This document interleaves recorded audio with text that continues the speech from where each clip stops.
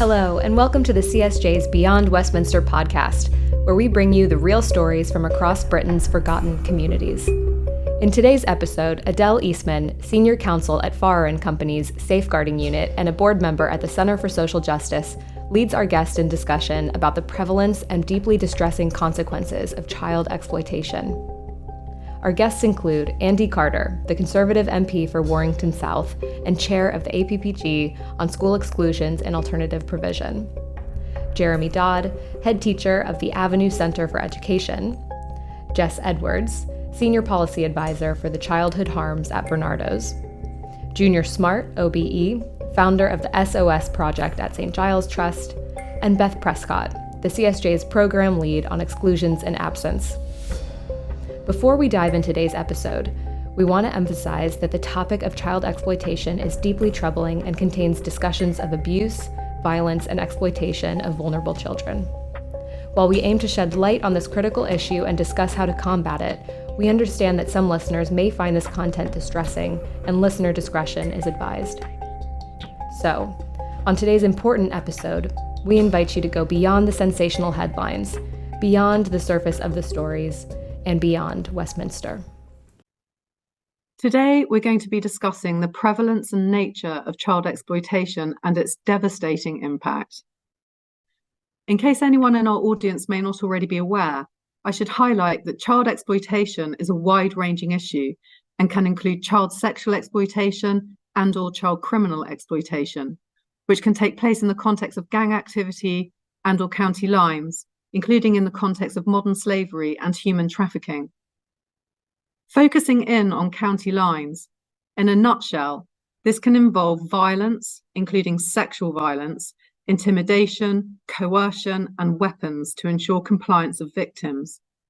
The UK children's charity NSPCC describes county lines as a cross-cutting issue that often overlaps with other forms of abuse and criminal exploitation, and which can lead to serious physical and emotional harm to children.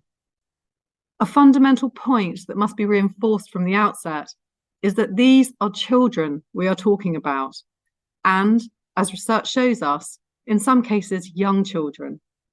For example, the Children's Society has found that 14 to 17-year-olds are the most likely age group to be exploited by criminal gangs, and has uncovered, I quote, alarming evidence of primary school children as young as 7 or 8 being targeted and exploited.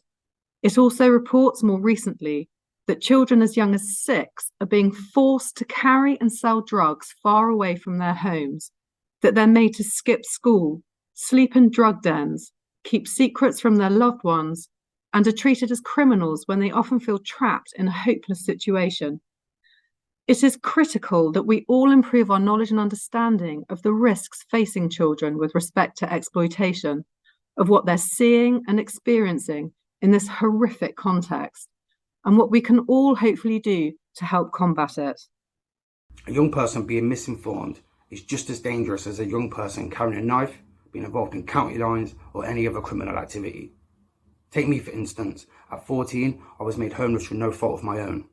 I went from living on the streets and sofa surfing to then being recruited by the local gang on my estate. They gave me a property to live in, and in return, I had to sell drugs from this property. I then spent many years entrenched in gang life, county lines, and subsequently ended up going to prison.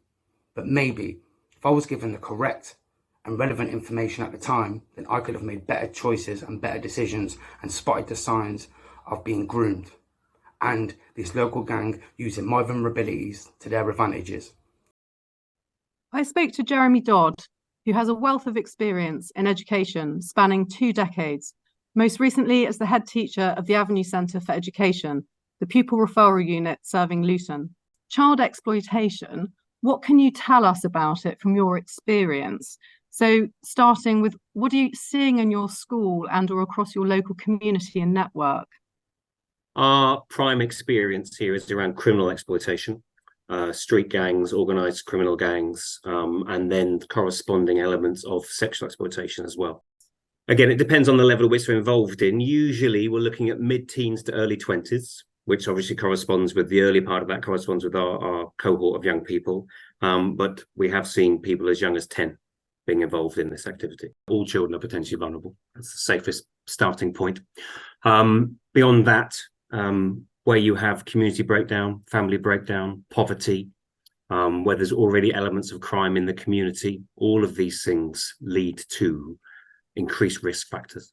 I also spoke to Jess Edwards, Senior Policy Advisor for Childhood Harms from Barnardo's, who's authored over the summer 2 reports on child exploitation, A Hidden Crisis and Invisible Children.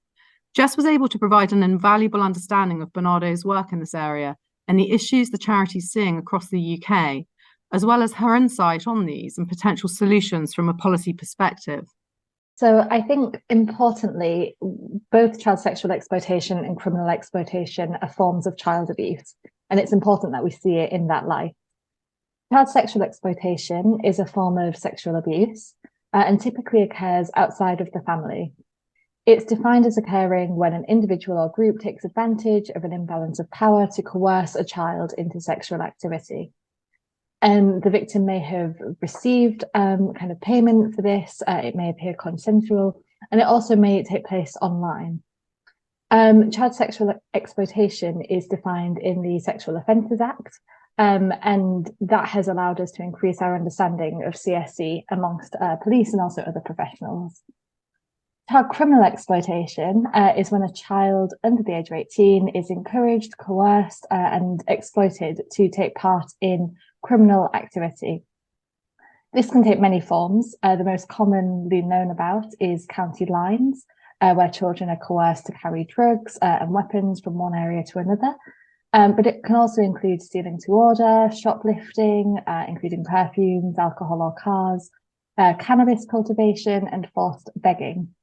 Child criminal exploitation is often unrecognised, and again can kind of include some online elements too. I mean, across the UK, we have been concerned about, particularly within recent years, the impact of the COVID-19 pandemic on child exploitation, and then also recently the cost of living crisis. We're seeing children from different backgrounds, kind of a diverse range of communities, backgrounds, all kind of who are vulnerable to exploitation. And this can take many forms, as I've said. And the other thing is that child sexual exploitation and criminal exploitation can often overlap.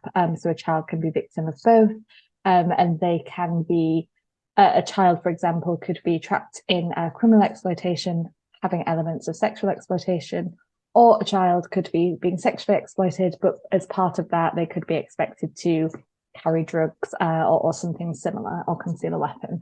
So we do know that they're very overlapped. With regards to the cost of living crisis, what we have been seeing is an increase in kind of smaller debts being used to trap children in criminal exploitation and sexual exploitation. So this is where a criminal gang or an individual exploiter would kind of offer the child something which is then used against them, and they're required to pay it back, trapping them in that cycle of exploitation.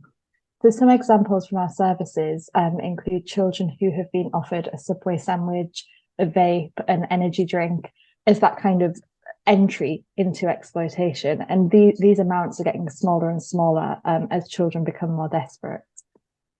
We've also seen a lot of, well, since the COVID-19 pandemic, really, an increase in online exploitation and online methods being used to groom children, but also keep them trapped in exploitation. So again, with regards to the cost of living crisis, we've seen children who are coming across fake-looking job adverts online. That they're wanting to support their family, wanting to kind of step up and offer that support to the household income, but they are instead being exploited by organised criminal gangs who are posing with these fake job adverts.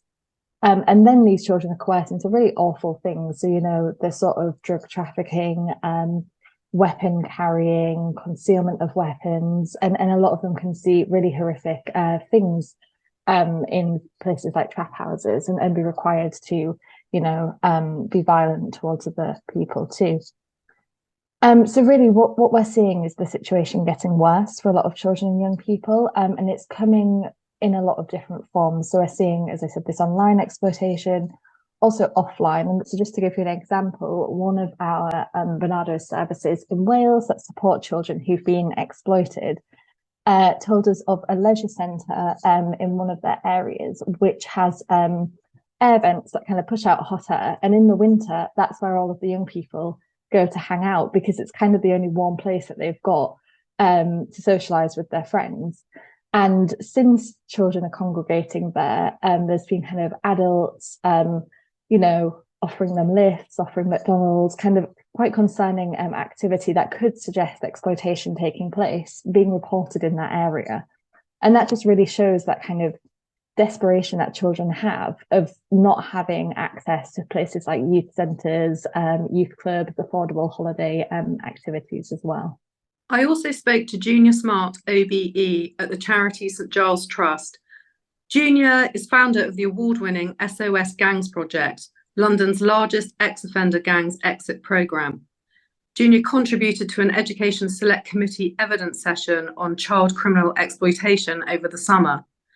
And given his and the charity's vital work on the front line in this area, Junior was able to share critical insight and expertise on the issues the charity's seeing and shine a powerful light on the reality of what many children and young people are witnessing and or experiencing.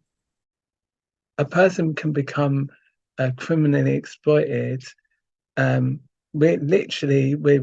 become part of a group or an organisation's workforce in their involvement in illicit criminal activity, but also in terms of their products and the stuff that they're involved in. And that means that what we're seeing from St Giles Trust experiences is the use of young people and vulnerable adults being used in a multitude of different ways. And if not them, then their households, and if not their households, then their bank accounts. It's a really negative, interconnected issue. And even speaking about it now, my words don't do it justice, because their reality is, once you're involved and once you're a part of that, their reality is such a negative spiral of violence, of contact with the criminal justice system, but also that of isolation.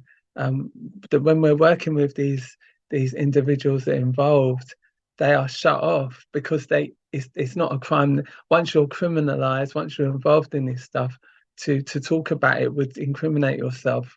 So they can't talk to the police, they can't talk to their families, and so they're often these are young and vulnerable people. They are isolated and they're trapped. Realistically, from our side of it, the youngest person we've worked with that we have on our books is 8 years of age. That said, when we were engaging with this individual, when we were asking ourselves sort of like, when was the earliest point we could have put in an intervention? The reality is we could have put in an intervention before this young person was even born, because it's an intergenerational trap. He's the product of a situation, of a family, and I wouldn't use the words dysfunctional, because actually we're seeing people becoming involved in this from affluent families, from dual heritage families, from families where they're both parents are present and both parents are working. I was working with a young kid very recently. He has he has pocket money, like most of us have wages, and I was actually sort of like, well, how? So if with my lived experience, if he'd even been sort of like, if there was a need there to make money, I'd at least be able to understand it. But the reality is that he's got both parents work. But the reality is that these groups are very coordinated, are very careful, are very targeted in their approach, and they got to him through online platforms. And the reality is these groups are just what they do and how they target people and how they groom people based upon whatever it is missing from that person's life. So he's got a dual parent household, he's got money. Great, they can target him, they can trap him. What's he got? What's he probably not likely to have? That sense of camaraderie, level of respect. Yeah, we're in a situation where, being kind of like criminal is in this day and age is seen as kind of like attractive. It carries a level of swagger, a level of appeal. And also they gave him this massive sense of belonging, of purpose. And they were able to really draw him into some very serious stuff. And also they knew, they targeted him based upon the fact that he has money, that he's got an affluent background, because, he's got therefore the means to pay them off. When they trapped him, and of course they did. Debt bondage is a very, very real thing. Like it's a method of trapping and ensnaring young people, and we've seen it happen not just through finances, but through food, through things like food, through things like clothing, through things like actually, in one borough, the kids were consistently being targeted for robberies after school. One week, and then the following week, there's a group there like saying like, no, these are our kids, we're protecting them. And the next thing you know, the group's saying to the kids, no, you owe us. You now owe us with your loyalty, with your silence. And that was almost an entire classroom felt like they had to respond to what this group was saying. This was in a highly well-respected area, going in, speaking to the schools, the headmasters, the teachers. None of them thought their kids would be involved. And of course, it all happened outside of school. So it was out away from the sight of the teachers. Bottom line is that all children are at risk, but we do see some groups of children who can be more vulnerable because of some unmet needs that they have. So, for example, this can include children in care, particularly as they are kind of moved around and don't have access to those sort of social networks and family networks to offer them support. So they can be vulnerable. Also includes children who have been excluded from school. And again, that's kind of children who are not able to have access to a trusted adult. They're out of school more, they have more time on their hands, and that can be exploited by organised criminal gangs. We do also know for children excluded from schools, sometimes their exclusion can be orchestrated by their exploiter. So, for example, they could coerce them into behaving a certain way in school to try to get them excluded, so that they are able to, spend more time with them to exploit them further, so that they're more free to do that and away from kind of safeguarding professionals like teachers. So that's one issue. And the other really kind of critical group of children is unaccompanied asylum seeker children. We have seen, and there's been quite a few reports recently of children going missing from hotels, for example. And again, they're quite vulnerable to exploitation because they don't have those support networks. They're not always known or in school, and so that can make them more vulnerable as well. So we know that over the last 5 years, especially, there's been this massive explosion in terms of technology. More and more young people are spending more time online. On average, the average young person spends 87% of their time with their peers. And so we see this, people getting involved through peer association, it's become less about these gangs and more about peer associates.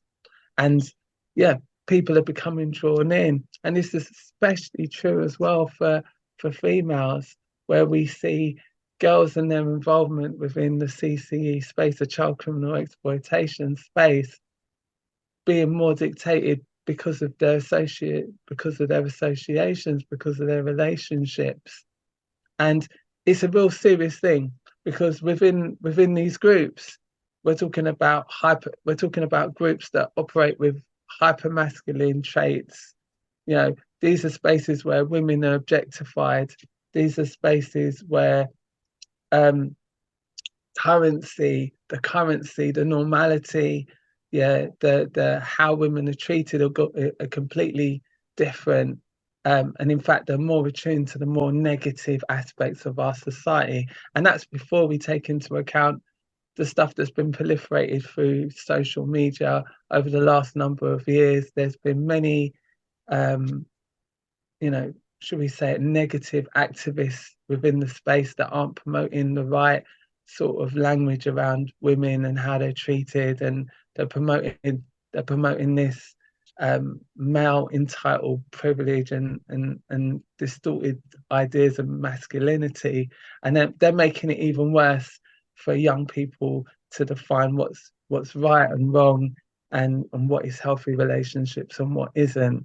And so when we see young girls getting caught up within this space, I know there's this narrative that these are females that have got agency and they're actively being a part, but I have yet to see, for example, a counting iron being operated by a young girl or a young woman.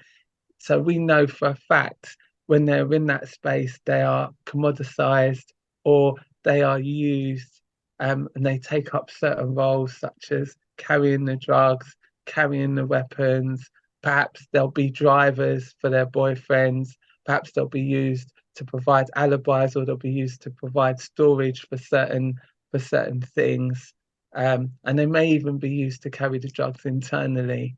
And this is all to do with evading police detection and to dissuade police authorities from stepping in. However, as we've seen through, for example, the Counsel report, the stuff that the females are often told, which is that, you're not likely to get stopped, you're not likely to get searched, you're not likely to get sat down. We know that that's a lie. Females are more likely to be sent down first time in front of the judge than their male counterparts, and they're likely to get longer.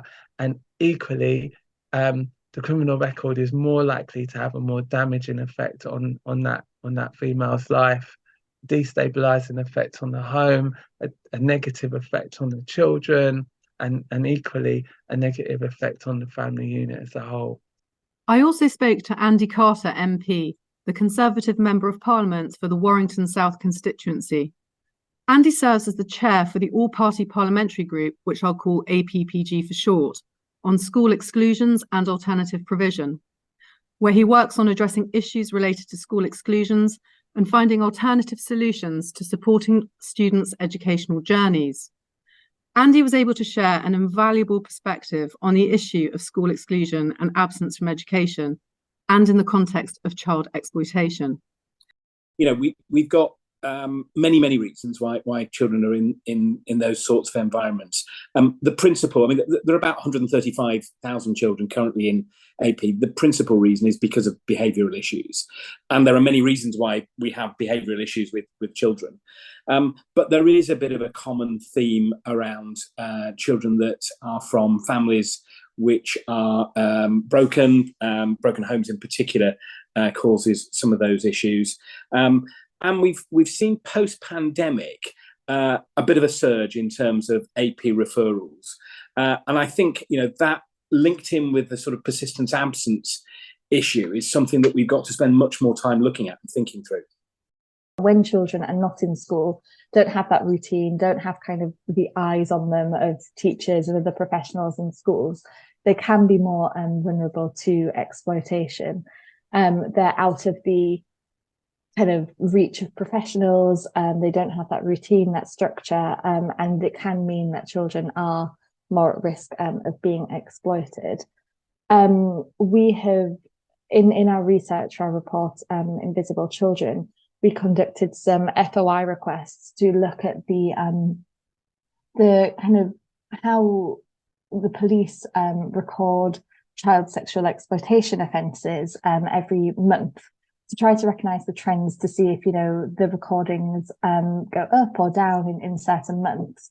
And what we did find from that FOI research was that in summer holidays or school holidays that are longer than 2 weeks, so Easter, summer, Christmas holidays, the recorded offences goes down. And, we know that exploitation is happening when children are out of school. Just because they're out of school, it doesn't mean it stops. But what that does really show is that when children are out of reach of professionals and not being seen by teachers, they are not going noticed by services, including the police, and so they're invisible to statutory services, which means that their exploitation is going longer. They're getting trapped in these cycles of abuse, and they're not being identified or supported. And that's kind of looking at school holidays. If we think about that for children who are out of school, that picture is going to be just the same and worse for them. All children who are excluded from school won't, of course, necessarily get drawn into criminal exploitation, but there is a link. I spoke with Beth Prescott, Programme Lead for Exclusions and Absence at the CSJ, to gain her views on the position regarding exclusions and absence from education, drawing on the wealth of research conducted by the CSJ and evidence obtained, and to hear what key concerns the CSJ has and recommendations it's making in this area. In terms of absence, we have seen really concerning absence levels since the pandemic. In spring 2023, the most recent term we have data for, severe absence returned to record highs, with 140,000 children missing 50% or more of their school time. This means the number of children who are absent from school more than they are present has more than doubled since pre-pandemic. In spring 2023, there were also nearly 1.5 million children who were persistently absent, equating to 1 in 5 children. While ministers have begun to get a grip of persistent absence, with numbers starting to decrease, with severe absence having returned to record highs, the danger is that severe absence, some of our most vulnerable children, is becoming entrenched with severe social and economical consequences for years to come. In terms of exclusions, we have seen record levels of suspensions in England in the 2021-22 academic year.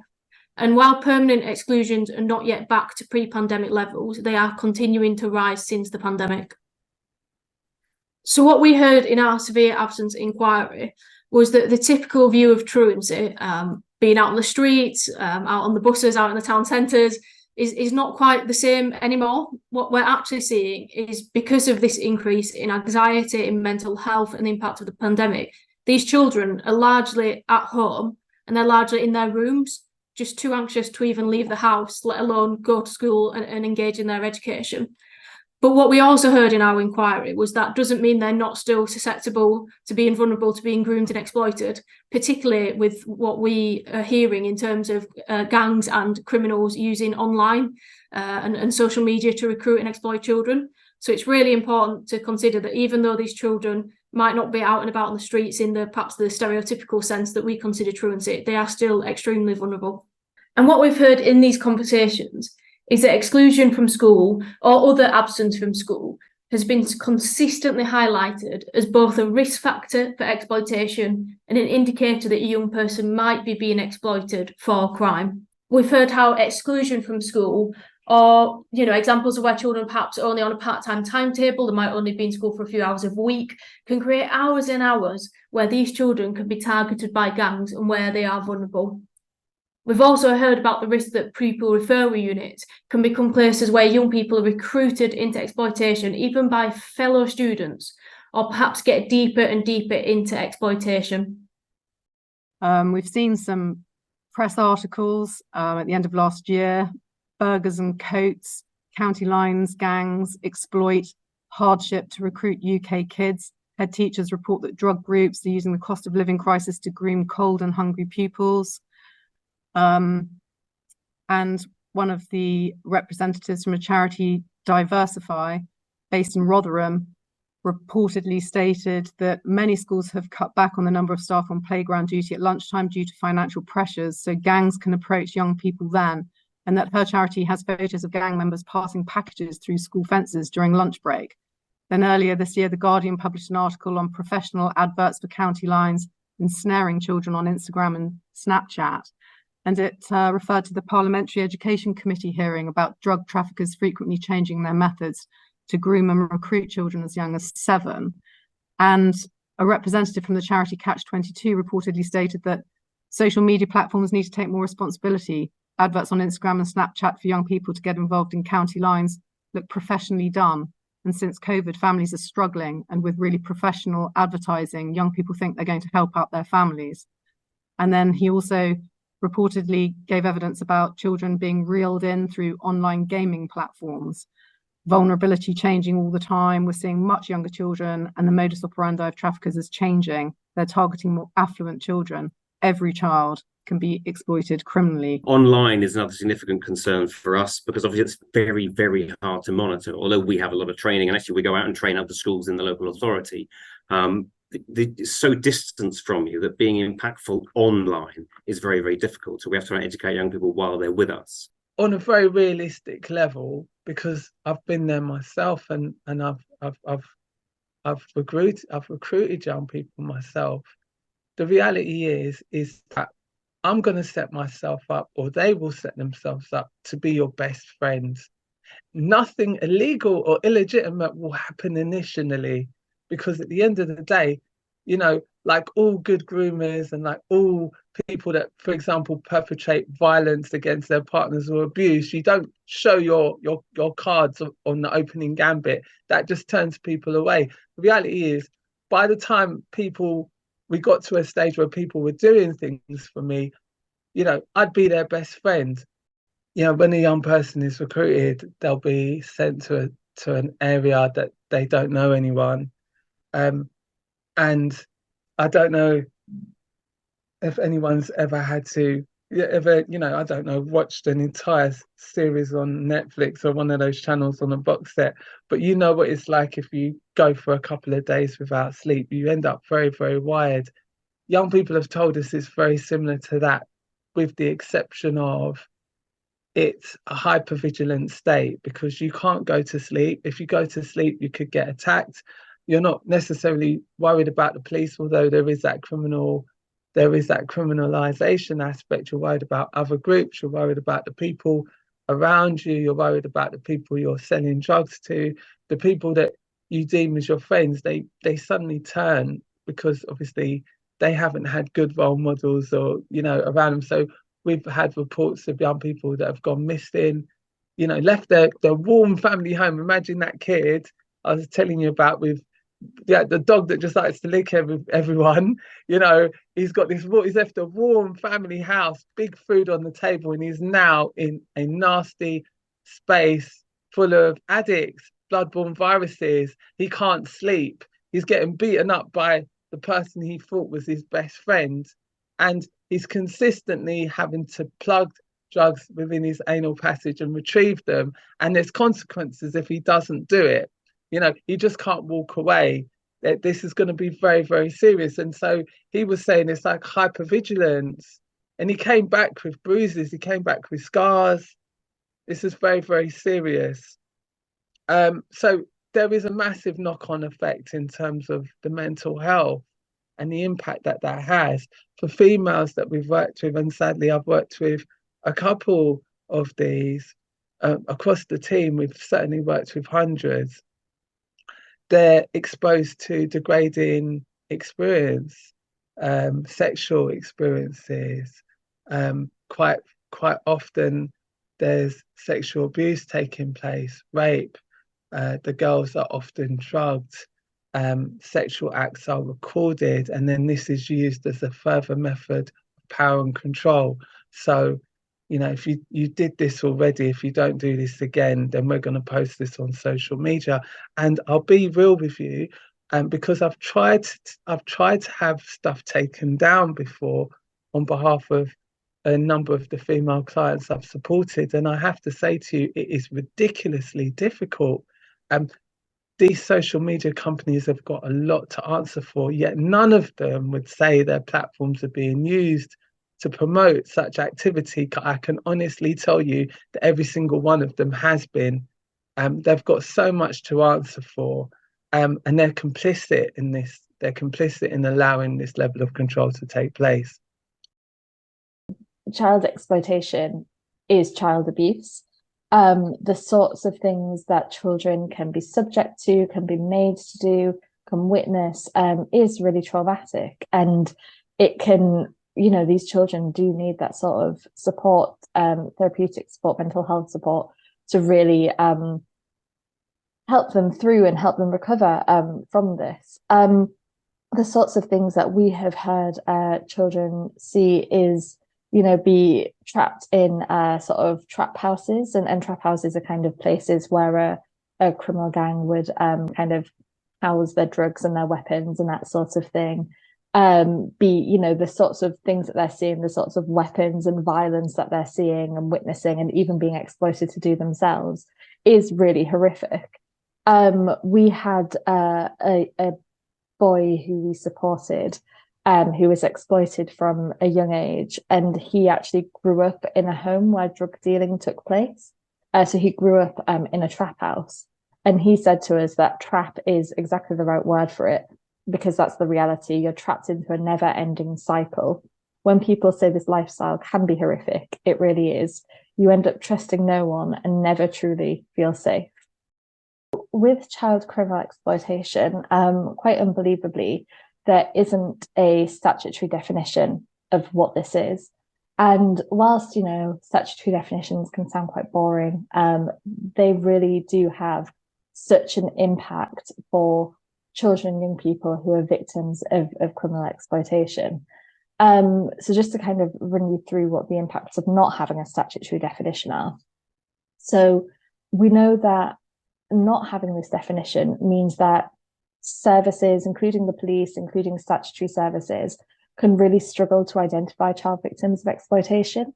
We know that many children are first identified as victims when they are either arrested by the police for the kind of criminal activity that they've been coerced into doing, or when they present in A&E for injuries that they've sustained as a result of their exploitation. It's really missing that sort of early intervention point. A lot of it is when that harm has already happened and has been happening for some time. The Department for Education states in its statutory guidance for schools and colleges, called Keeping Children Safe in Education, that children can be targeted and recruited into county lines in a number of locations, including any type of schools, including special schools, further and higher educational institutions, pupil referral units, children's homes, and care homes. What do you think that the education sector can do to help minimise the risk of children being targeted and recruited into county lines?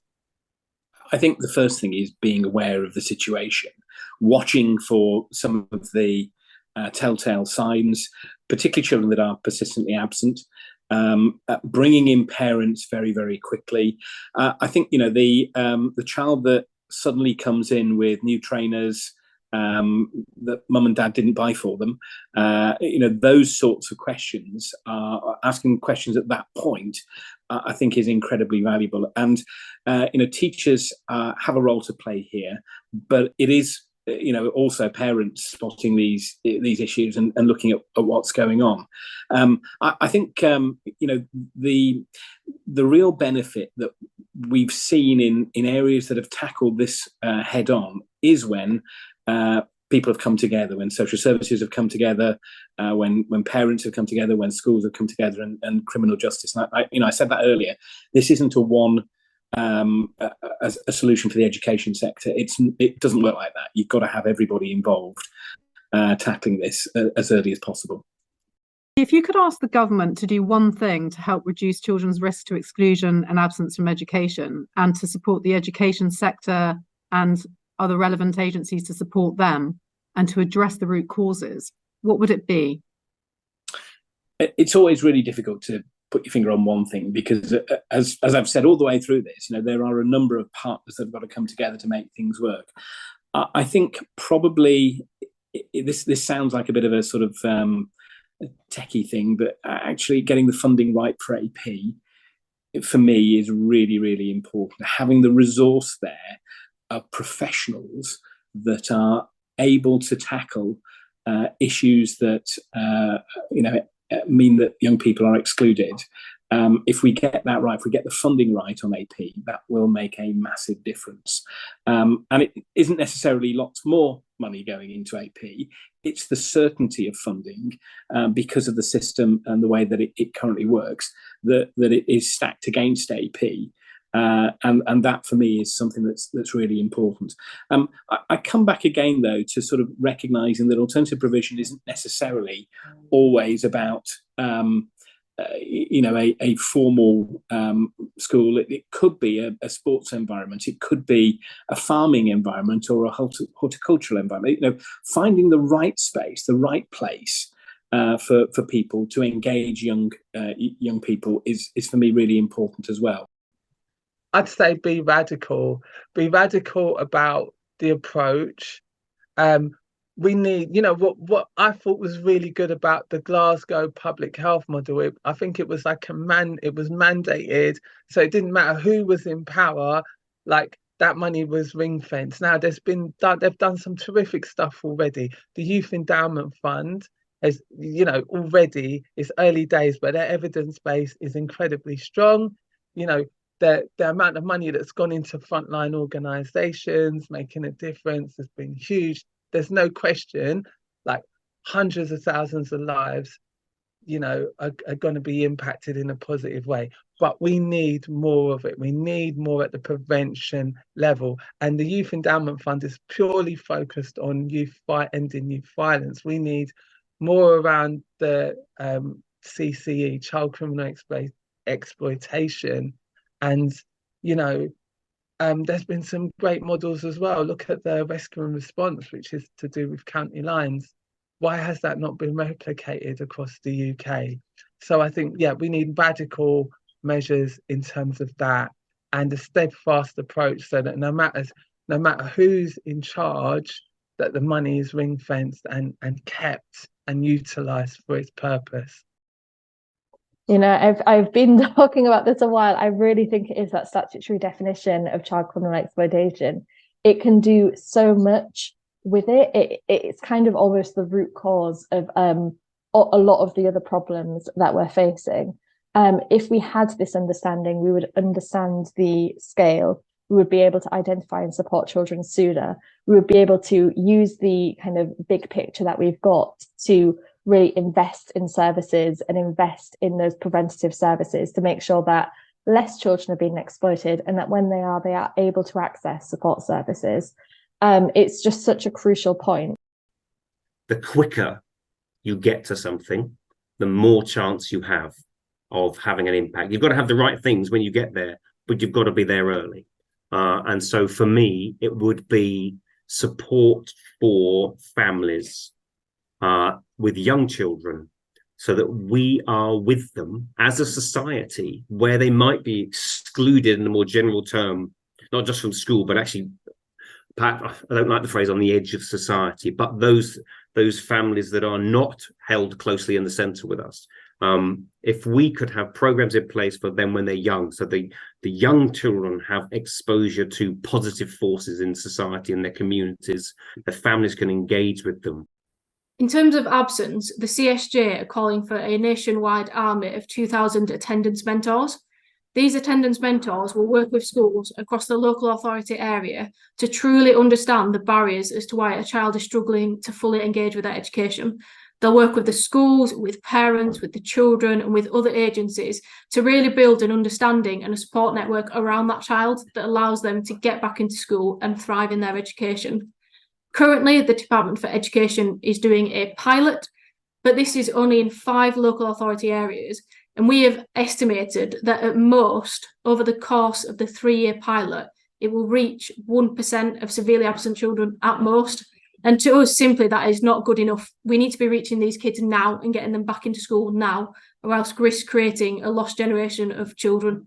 And in terms of exclusions, we want to see a more focus on inclusion in schools around, again, similar to the absence, around making sure that every single child's needs is being met, they are supported to fully engage in their education, and that if it is deemed that for a child it would be appropriate for them to spend a period of time in alternative provision, that provision is high quality and is meeting their needs and is appropriate for that child. This is the first part of a 2-part mini-series delving into criminal exploitation. These podcasts accompany the CSJ's soon-to-be-released report on the nature and extent of modern slavery and the necessity for stronger prevention techniques. In the second part of this series, we delve into the CSJ's recommendations for what needs to be done to protect more people from becoming victims. For those listeners that are worried about their children involved, and believe it or not, everywhere I go, there's always people that are worried about their child or a child that they know. Here's what I'm going to say: do not give up, do not lose hope. Go and find that help and support. It is out there.